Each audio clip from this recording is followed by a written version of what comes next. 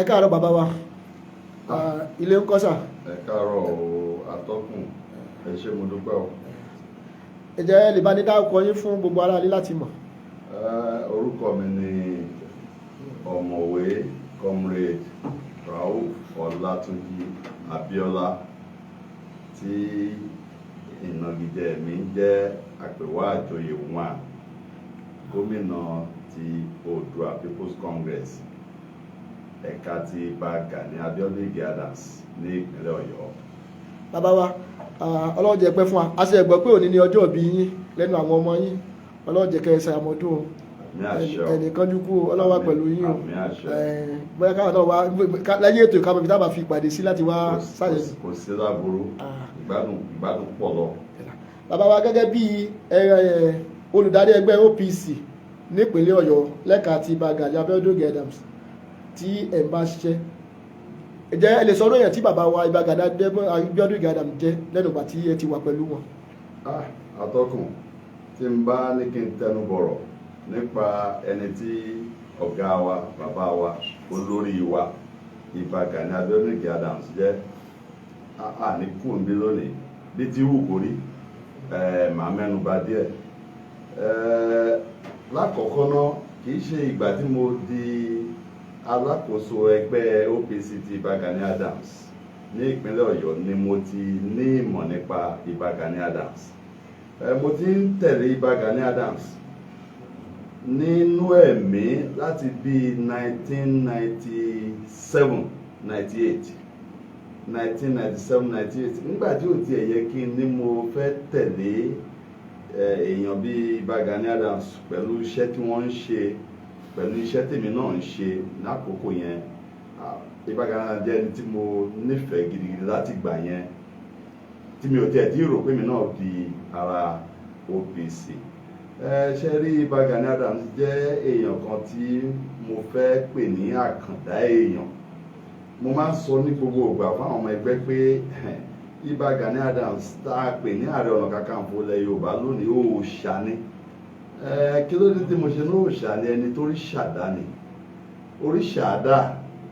Mo jókòó gẹ́gẹ́ bí ọmọ Yorùbá mo wo gbogbo ilẹ̀ Yorùbá pátápátá Ìbà Gani Abass kọ́ ni Yorùbá tó dàgbà jù.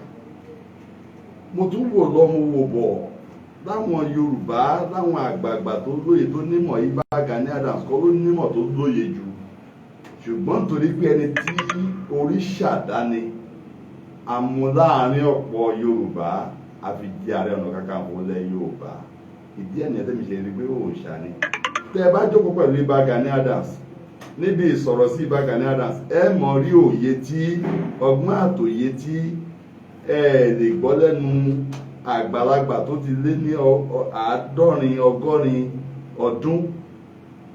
Àwọn nǹkan tí ó jẹ́ kí Ìbà Gani Abass yàtọ̀ sí tó fi jẹ́ àkàndá ẹ̀dá nìyẹn. Náà Ìbà Gani Abass mo ti sọ ní ìjókòó kan rí pé ẹ lọ sórí ètò ọrọ̀ ajé Nàìjíríà tàbí ti àgbáyé Ìbà Gani Abass yóò bá yín sọ̀rọ̀ bíi pé wọ́n jọ jókòó wọ́n jọ ṣe ni. Ẹ lọ sórí ọ̀rọ̀ òṣèlú ti Nàìjíríà tàbí ti àgbáyé Ìbà Gani Abass yóò bá yín sọ̀rọ̀ bí ìgbà tó jẹ́ pé wọ́n jọ plan ẹni. Àkàndá ẹ̀dá ni ẹ̀dá tí a kan èèyàn kan gbọ́dọ̀ jókòó kó fẹnu ṣáta ni nítorí pé Ọlọ́run mọ̀ọ́mọ̀ dá fún àsìkò yìí. Ọlọ́run mọ̀ọ́mọ̀ dá sí àárín Yorùbá láti jà fitọ́fitọ́ bó ṣe ń jà lọ́wọ́lọ́wọ́ fún ilẹ̀ Yorùbá ni. bàbá wa nínú ọ̀rọ̀ tẹ́ ẹ sọ a rí pé ẹ̀yin rí Ààrẹ Ọ̀nà Kakanfò gẹ́gẹ́ bí ògbóǹtarìgì èèyàn tọ́lọ̀ ń dá yàtọ̀ nípa àwọn ìṣesí wọn kan nínú làákàyè tó kún àti ìgboyà. bàbá a ṣe pé bẹ́ẹ̀ ṣe ń sọ ìgan ẹ̀sìn mú kẹ́gbẹ́ yín gan mọ́ wù mí láti wá jọ ẹ̀yin bàbá. Ẹgbẹ́ Oòduà People's Congress yóò wù yín ọ̀nà tó máa fi wúrú yín pọ̀. Ṣe rí téèyàn bá ní adarí tó jẹ́ pé onímọ̀ olóye ni èèyàn fẹ́ tẹ̀lé. Ọ̀pọ̀lọpọ̀ ìgbà làwọn èèyàn ti wò mí sùsù wọn ní dókítà bóò lẹ ṣe di èrò OPC ẹṣọ́ adẹni tí ń tẹ̀lé Ìbà Gani Abiodun Abass. Mo ní àkọ́kọ́ náà ọmọ Yorùbá ni mí omi là àkọ́kọ́ tẹ̀ka tó tẹ̀yìn rìn.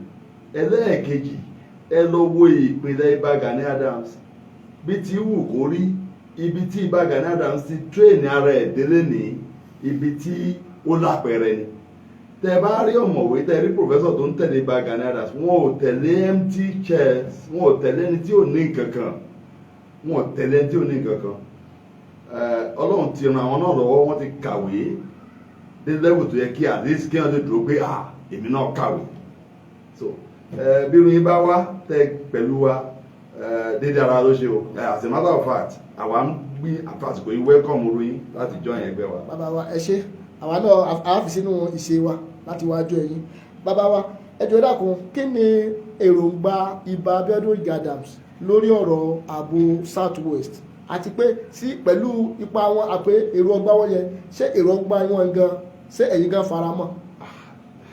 ẹ ṣe atọ́kùn Yorùbá ní ẹni tó bá mojú ògún ní pabìnírè wọn ìdédé fi ẹni yẹpẹrẹ jẹ oyè Ààrẹ Ọ̀nà Kakanfò nílẹ̀ Yorùbá àsìkò tí wọ́n fi òṣèlú yan oyè Ààrẹ Ọ̀nà Kakanfò nílẹ̀ Yorùbá ó ti kọjá ẹni tó mọ̀ ń pa ogun jagunjagun ni wọ́n fi jẹ oyè Ààrẹ Ọ̀nà Kakanfò a bá pé owó náà fi jẹ́ owó mélòó ní Ìbà Gani Adams ní èèyàn mélòó ní Ìbà Gani Adams yóò fún lówó tá a bá ní pé òṣèlú ni láti ìgbà tí mo ti ń ka biography Ìbà Gani Adams mi lè sọ specifically pé party political party tí Ìbà Gani Adams wà rèé tó ọ̀rọ̀ òṣèlú kọ́ ọ̀rọ̀ owó kọ́ ṣùgbọ́n torí pé ẹni tó rán lógun làá fi ṣe ogun rán so ọ̀rọ̀ ètò ààbò nílẹ̀ Yorùbá kì í ṣọ̀rọ̀ èèyàn kan bó ṣe kan nílé bẹ́ẹ̀ ló kan ara oko ṣùgbọ́n èèyàn kan ni ó líìdì ogun tá à ń wí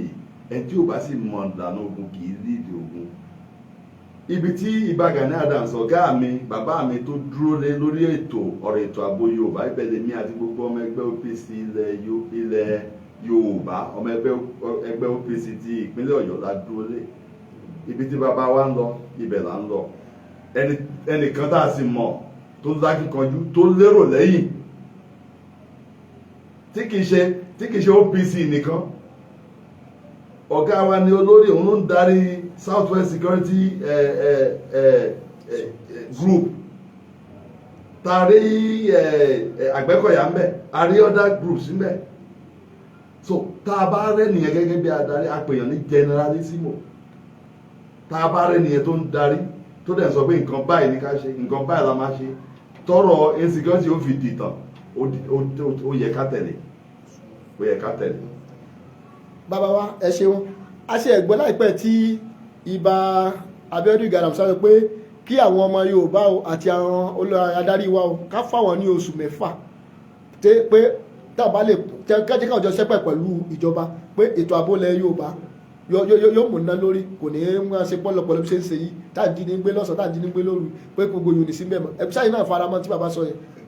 kì í pé mo faramọ́ nìkan òótọ́ tó jìnnà sí rọ́ ni oṣù 6 ni mo sọ kí nìkan lẹ́ẹ̀kan mo ní òòṣà Ààrẹ Ọ̀nà Kakanfò Ààrẹ Ọ̀nà Kakanfò bá sọ pé nǹkan báyìí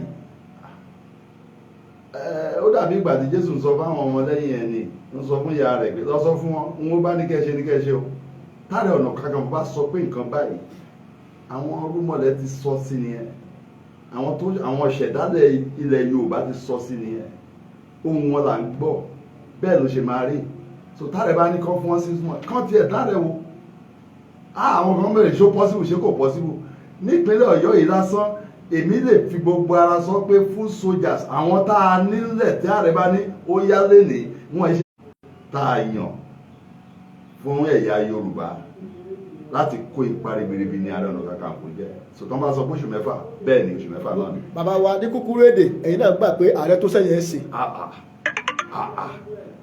àwa tá a jọ mọ ààrẹ kan lásán táàrẹ bá ní ó yá ẹ dìde ta ni Fúlàní ta l'Haúsá ta Fúlàní ta l'Haúsá èmi tó fi dáadáa sọ fún yín pé táàrẹ ò bá jáde kúrò nínú bedroom táàrẹ ní ó yá ẹ̀yin ọmọ ẹ dìde àwọn rúmọ̀lẹ́ ti lọ síwájú wa wọ́n ti lọ síwájú wọ́n ti lọ tẹ́lẹ̀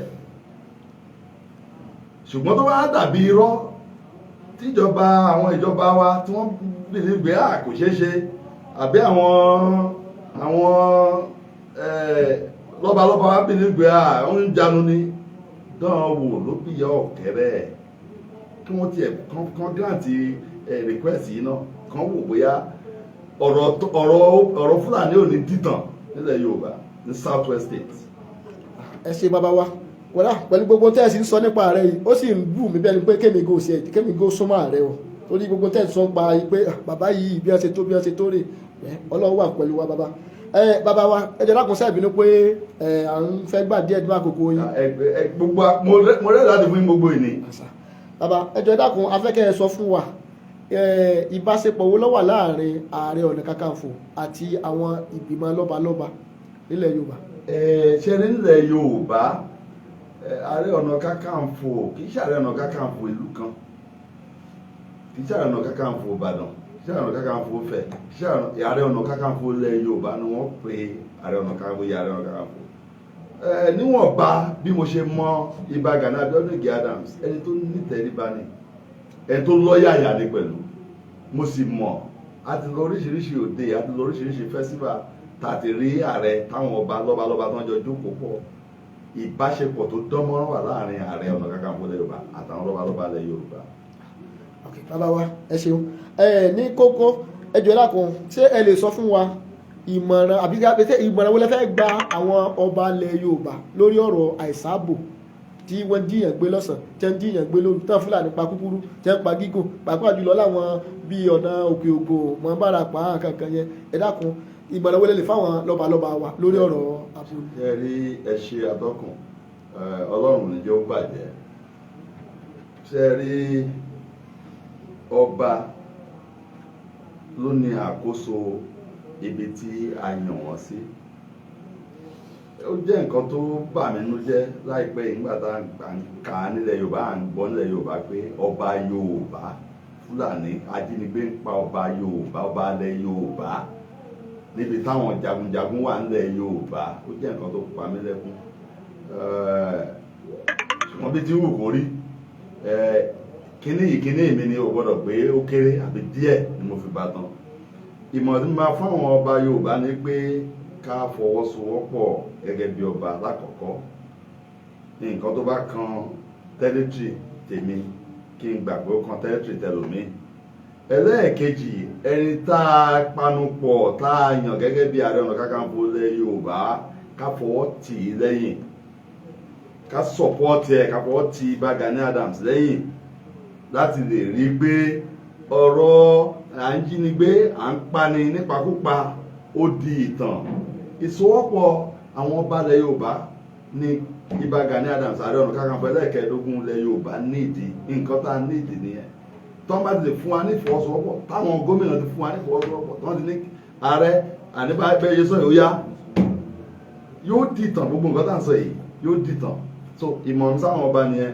kàn jọ kàn fọwọ́sowọ́pọ̀ pẹ̀lú ara wọn lákọ̀ọ́kọ́ kàn wá fọwọ́sowọ́pọ̀ pẹ̀lú generalissimo tilẹ̀ Yorùbá tí í ṣe Ìbà Gani Adams kábà lè rí àṣeyọrí ní ọ̀rọ̀ ètò ààbò.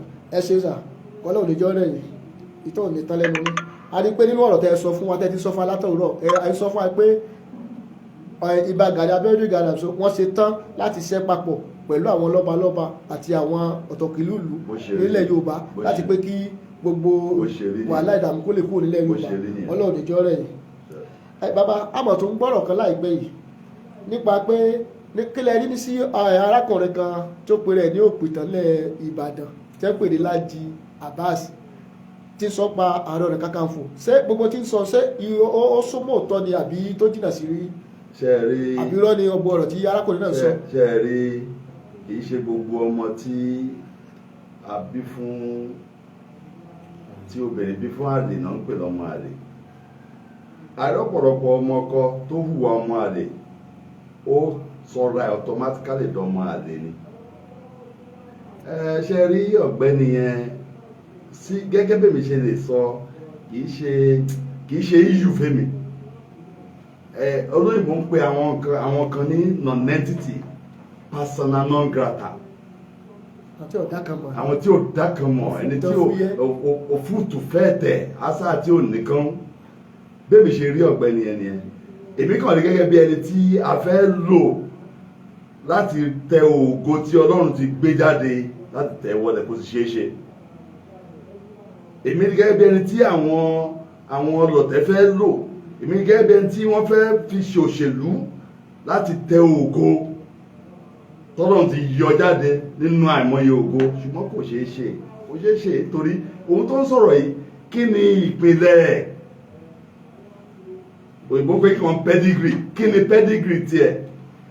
Èmi lè jókòó sí kí n sọ fún pé ní 1992-93 Ààrẹ Ọ̀nà Kakanfò Ìbà Gani, then Ọ̀túnba Gani Adams, ojú iná ló wà, ojú ogun ló wà. Democracy táwa ń gbádùn lónìí, tóun náà jókòó tó ń sọ̀rọ̀ lónìí lábẹ́ free democratic atmosphere, tó ń sọ̀rọ̀ lónìí. Ìbà Gani Adams yìí in his late 20s ó pẹ̀lú àwọn tó jà fún ńbolo ń wà ń gbà 92-93 ńbolo wà òpìtàn lẹ́ni àwọn tí social media ti sọdóge lélẹ̀, àwọn ni social media sọdóge. 1992-93 làwọn ti ń gbórúkọ Ìbà Gani Adams, ńgbà Abiola issue Abiola ọ̀nà Abiola ti ń gbórúkọ Ìbà Gani Adams ńbolo ń wà ń gbà yẹn. Ni mo ṣe sọ pé èèyàn tó fẹ́ gbà káwọn tí ò níran tí ò níláárí kí wọ́n yá lónìí, téèyàn bá sì ní tó bá ń sọ pé ọmọdé yìí má pa mí tó wá tásìkò kan yóò di ọmọdé yìí má para ẹ̀. So to me òǹpìtàn my boot ni ìtàn kíni kó pìtàn Ìbà Gani Adams 1992-93 kó sọ mọ́tàn ẹ̀, kó pìtàn MK Abiola Hope 93 kó sọ mọ́tàn ẹ̀. Róòlù tí Ìbà Gani Adams play láàrin àwọn 10 sí 12 tí wọ́n dá ẹgbẹ́ Oòduà People's Congress sílẹ̀ níbo ló ń wà. So ní tèmi èmi kàn máa sọ fáwọn tó jẹ́ àgbààgbà ilẹ̀ Ìbàdàn kan máa yà láwọn irú nuisance báyìí kó bà wọn lórúkọ jẹ́, honestly kó má jẹ́ kó bà orúkọ Ìbàdàn jẹ́, kó má jẹ́ kí orúkọ pedigree tí Ìbàdàn ti ní kó má jẹ́ kó bà á jẹ́. Ìbàdàn máa ń gbà àlejò mọ́ra, Ìbàdàn ní kọ́tì, àwọn Ìbàdàn tẹ́mi mọ̀ ní kọ́tì. Ìbàdàn sọ̀rọ̀ ṣàkàṣàkà sẹ́yìn anyhow. Ìbàdàn kì í pọ́ sórí afẹ́fẹ́ kó mú ẹni tó mọ̀ kó ju ẹ. Ìbà Gani Adams jìnnà sí gan ọ̀nà jìn. Àwa tá a jẹ́ ọmọ Ìbà Gani Adams yìí ìbàjẹ́ ní kíní tó ṣó máa dúró lẹ́gbẹ̀ẹ́ wa ni. Ó ti ẹ̀sọ̀ kan tẹ́mi náà gbọ́ atọ́kùn tó fọ́nì sí mi. Ẹgbẹ́ kí ló wí? Yes sir. Ó ní kí Gani Adams kó bọ́ta kó wá trace òun wọ́n lù ú dẹ̀, mo sì wọ ẹni tó tún wọ́n lù Gani Adams dẹ̀, mo wò ó bí ìgbà tí a yan bí ìgbà tí ẹ rà. Imagine. So kọ́ lọ́ bá sọ̀rọ̀ kó má fún Ìbàdàn lórúkọ tí Ìbàdàn ò jẹ́. Ìbàdàn people are good, àwọn ọmọ Ìbàdàn, àwọn ojúlówó ọmọ Ìbàdàn dáa, wọ́n mọ̀rọ̀ sọ, wọ́n lágbèkalẹ̀ ọ̀rọ̀, wọ́n sọ̀rọ̀ ṣàkàṣàkà sẹ́ni tó jù wọ́n lọ. Kékeré kọ́ ni bàbá mi ju ọmọ lọ, tó bá ní òun òpìtàn kó wábi tó máa pìtàn ẹ̀ sí, kì í ṣe lórí Ìbà Gani Adams. Kò ní ta Ìbà Gani Adams lẹ́nu, kò ní lẹ́nu, mo fi gbogbo ẹnu sọ, kò ní lẹ́nu torí kò ní pedigree, kò ní social media ló sọ wọ́n doge, many of them social media, àwọn tó di blogger ọ̀sán gan social media ló sọ wọ́n doge. So bí ẹ̀ ṣe jẹ́ ní àwọn. Bàbá ẹ ṣeun, akọ àtúntò látàárọ̀ akókó lè dá tí gbogbo wa ń ṣe. Bàbá àmọ̀ tó fẹ́ bí ilé ìbéèrè kan sà, ẹ jẹ́ kí ni ẹgbẹ́ OPC akitiyan wo ni ẹ ń ṣe nípa ètò ààbò ilẹ̀ Yorùbá bí? Lágbára lọ́wọ́ Ọlọ́run mo ti ní opportunity láti attend radio interview tó bí 2 sí 3, mo sì ń fi yé wọn níbẹ̀ pé ètò ààbò kì í ṣe ọ̀rọ̀ èèyàn kan. Ṣé rí bí mo ṣe ń bá yín sọ̀rọ̀ lónìí, àjọṣepọ̀ tó dánmọ́rán wà láàárín OPC ti Ìbà Gani Adams àti àwọn security agencies tó kù. À ń ṣiṣẹ́ fọwọ́sowọ́pọ̀ pẹ̀lú Àmọ̀tẹ́kùn, pẹ̀lú police, pẹ̀lú DSS. À ń ṣiṣẹ́ pọ̀ pẹ̀lú wọn láti rí pé ètò ààbò ní ìpínlẹ̀ Ọ̀yọ́ ó jẹ́ nǹkan tó tá a mú lókùnkúndùn. So lọ́wọ́lọ́wọ́ báyìí OPC ti Ìbà Gani Adams à ń ṣiṣẹ́ pọ̀ pẹ̀lú other agencies láti rí pé kò sí wàhálà lọ́rọ̀ ètò ààbò ní ìpínlẹ̀ Ọ̀yọ́. ẹ ṣé bàbá wa Ọlọ́run níjó rẹ̀ yìí a ṣe ẹ̀gbọ́n wọn ní ẹgbẹ́ OPC wọ́n ní bí investment bóyá bí nǹkan tí ó ń mú wà bí báwo kí ni ẹ rí sọ sí bàbá wa. ẹ ṣe rí ibi tí ẹ ti mọ ẹni tí Ọlọ́run pè nìyẹn, ibi tí ẹ ti mọ ẹni tí ó jẹ́ àkàndá nìyẹn. Ní South West investment tí OPC ní kò kéré. Ẹ jẹ́ kí n bẹ̀rẹ̀ láti edifice tí a ṣẹ̀ṣẹ̀ ṣí sí Ìkẹjà tá a pè ní Odua House. Mo pè ní edifice nítorí iṣẹ́ yẹn cost OPC ti Baganadas nothing less than 600 to 700 million naira. Bí n bá dẹ̀ sọ̀rọ̀ yìí iṣẹ́ ṣì ń lọ lọ́wọ́ lánàá ẹ̀. Guest house wà ń bẹ̀, chalets táwọn èèyàn lè gbà tí wọ́n lè sùn ó wà nù ẹ̀. Ibi tá hall ìgbàlódé tá a lè gbà tá a máa fi táwọn tó ń ṣènáwó máa lò ó wà ń bẹ̀. Tá a bá lọ sábẹ́òkúta OPC ní hòtẹ́ẹ̀lì Abẹ́òkúta. Tá a bá lọ sí Mushin hall ìgbàlódé wà ní Mushin. Bẹ́ẹ̀ ó wà lẹ́kìtì. Investment OPC wà l'Oǹdó, ó wà l'Ọ́ṣun. Bí OPC ṣe ní investment káàkiri nìyẹn. Kò dẹ̀ sí nǹkan tó fà bí ó ṣe pé ẹni tá a pè tá a fi ṣẹ́ rán a ní láti empower ẹ̀ láti rí pé tó bá tẹ̀ wá dọ̀la kí la fẹ́ rí sọ pé a ṣe, kí la fẹ́ rí fílẹ̀ fún àwọn ọmọ tá a máa fílẹ̀ sínú ẹgbẹ́ yìí tó bá dọ̀la. Ìyẹn ni OPC ṣe ní investment. Ọ̀yọ́ state tá a wà yìí náà lágbára lọ́wọ́ Ọlọ́run à ń ṣe akitiyan láti rí pé investment wa ó dúró.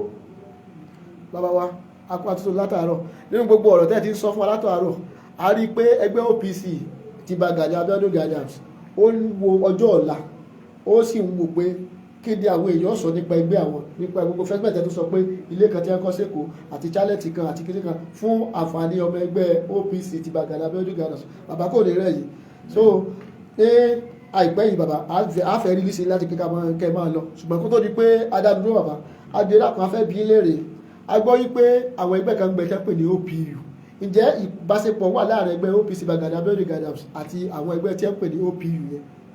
Ẹ ṣe àtọkùn ṣe rí lẹ́ẹ̀kan mo sọ pé èèyàn tó lóun ò pìtàn tí ò rí tàn rí pa ẹ rí pé nǹkan ṣe téèyàn bá lóun ò pìtàn kò sì rí tàn rí pa nǹkan ṣe. Mo ní ìbá Gani Abiodun Adams ọ̀gá tó ní vision ni visionary leader ni èèyàn tó ní pedigree ni tá a lè sọ pé nǹkan báyìí ló ti ṣe lágbàáyé. Oòduà Progressive Union ọmọ bíbí inú Oòduà People's Congress ni lára ọmọ tí Oòduà People's Congress ti bá Gani Adams bí ni Oòduà Progressive Union wà. Bí mo dẹ̀ ṣe ń bá yín sọ̀rọ̀ yìí Oòduà Progressive Union wà ní 98 countries of the world. Ó wà ní Europe, ó wà ní Asia, ó wà ní African countries. 98 countries of the world. So téèyàn bá jókòó sí tó nínú vision ẹ̀ tó carve out to OPU fún 98 countries of the world. Ẹlú ẹni wá jókòó ní ẹ fún mi ní oṣù mẹ́fà insecurity ò dìtàn. Èèyàn kan wá nù òpìtàn Yorùbá kò rí tàn rẹ pa. Lẹ́ẹ̀kan tí mo fẹ́ bẹ àwa ọmọ Ìbàdàn láwọn ojúlówó ọmọ Ìbàdàn ẹ bá ọ̀gbẹ́ni ẹ sọ̀rọ̀ ẹ pè sákèésì kò mọ nǹkan tó sọ. OPU ara àwọn ọmọ tí OPC bí ni o. Ìbá Gani Adams ti tour 98 countries of the world láti dá Oòduà Progressive Union. Láìpẹ́ yìí about 3 weeks ago OPU wọ́n gbalẹ̀ ní Ọ̀ṣun state ni. Every year wọ́n máa ń ṣe nǹkan tá à ń pè ní OPU World Congress. About 3 weeks ago a whole week ni wọ́n gbà ní Ọ̀ṣun state. Gbogbo àgbáyé ló mọ OPC OPU tó ti ṣe é sókè òkun. Ìwọ ló wọ òpìtàn òrí kan rí pa. Ìbàdàn mo bẹ̀ yín ẹ pò òpìtàn sákèsí o. Àwọn tó dẹ̀ ń tì lábẹ́ kó má jẹ́ kí wọ́n tì òun pa o. Bàbá wa ẹ kó àtúntò látàárọ̀. Ẹ ṣe àtọ́kùn. A ṣe tó gbọ́ pé àwọn ọmọ ẹgbẹ́ yín lábẹ́ Ìbà Gani Abíọ́dún Adams pé ẹ fẹ́ ṣe Òkè Ìbàdàn láìpẹ́ yìí ṣé lóòótọ́ ni àbí ìṣòkúsọ làwọn ẹ̀sọ́ ń gbòòrò. ṣe rí presently lára àwọn iṣẹ́ rere tí Ìbà Gani Abíọ́dún Adams ṣe òun ni yearly festivals mo ń bá yín sọ̀rọ̀ yà ní about 28 festivals la máa ń ṣe lọ́dún. Ara 28 festivals la máa ń ṣe lọ́dún yẹn ni Òkè Ìbàdàn wà. Ọdọọdún la máa ń ṣe èyí tá tọdún yìí lágbára Ọlọ́run wọ́n ti fún wa ní déètì 11th and 12th of March la máa ṣe. Àsìkò táwa náà máa fi ń bọ àwọn rúmọlẹ̀ Ìbàdàn nìyẹn. Àsìkò tá a fi ń rò pé ìlú tó ti gbé wá síwájú tó gbé wá sẹ́yìn tá a rí náà tá a rí lò, àsìkò táwa náà máa ń bí báàkì ní. So Òkè Ìbàdàn tọdún yìí láṣẹ lọ́wọ́ Ọlọ́run oṣù tá a máa mú yìí March 11 and 12 ló pọ̀ sí. Bàbá wa ẹkú atótónu inú àwọn oníròyìn náà Ìbàdàn tẹ bá lè pè wá síbi Òkè Ìbàdàn tí ẹ fẹ́ ṣe ń gbà yẹn bàbá. Lágbára Ọlọ́run mú bàtùkù yìí pé gbogbo àwọn ọmọ ojúlówó ọmọ Ìbàdàn yàtọ̀ sáwọn òpìtàn yẹ̀yẹ́ mo ń pè àtìgbàgbé gbogbo àwọn ọmọ ojúlówó Ìbàdàn lólóyè lọ́balọ́ba pé original invitation ṣe ń bọ̀ pé March 11 and 12 Ààrẹ Ọ̀nà Kakanfò tilẹ̀ Yorùbá live yóò wà nílùú Ìbàdàn tá a sì ṣe festival yẹn tí yóò dùn tí yóò lárinrin bàtí máa ń ṣe lọ́dọọdún. Aláwa ẹkú atótónu látàárọ̀ inú mi dùn láti fọ̀rọ̀ jomi toro ọ̀rọ̀ pẹ̀lú irú yín bàbá tó pé láti gba tí mo ti bá iṣẹ́ ìròyìn bọ̀ ọ̀kanla ẹni nínú àwọn tí a ti bá fọ̀rọ̀ jomi toro ọ̀rọ̀ làkà yóò ní dàrú o pẹ̀lú gbogbo ọpọlọ yìí tẹ́yìn tó ń support OPC bàbá ọkùnrin ni yín o àdúpẹ́ lọ́wọ́ Ọlọ́run wá pẹ̀lú yín o. ẹ ṣé mo dúpẹ́ thank you ẹ̀yin náà balẹ̀ láyọ̀. jẹ̀ta bá tó pè nígbà tí bàbá ṣe ẹ lè fún wa ní àkókò yìí. gbogbo ẹgbẹ́ mi tòrútòrú jagunjagun ni wá tòrútòrú màá dá yín lóhùn. ẹ ṣé bàbá ọ̀dà ọ̀sán.